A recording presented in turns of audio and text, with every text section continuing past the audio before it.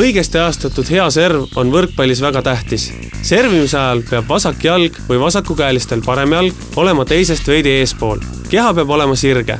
Palli tuleb hoida ühes käes ning teine käsi peab valmistuma serviks. Kätt võib küünarliigesest pisut kõverdada. Viska pall õhku ühe käega, sest kahe käega palli visates jääb löögikäel õige asendi võtmiseks vähem aega ja palli on raskem tabada. Mõnele mängijale meeldib visata palli õhku mõlema käega, kuid see raskendab langeva palli tabamist, sest löögiliigutus tehakse hilja ja on ebatäpne. Servimiseks tuleb palli sirge käega ettepoole visata. Pärast viskamist tuleb kohe palli lüüa. Kui pall on õhku visatud, peaks mängija tegema sammu ettepoole. Veel üks oluline aspekt. Käsi peab olema pingestatud. Palli löömise ajal peab ranne olema pinges, et see ei saaks taha painduda. Pärast servi peaks käsi liikuma pallile järele ning osutuma samas suunas, kuhu sooviti palli servida. Nüüd räägime vigadest. Üks sagedasemaid vigu on vale pallivise.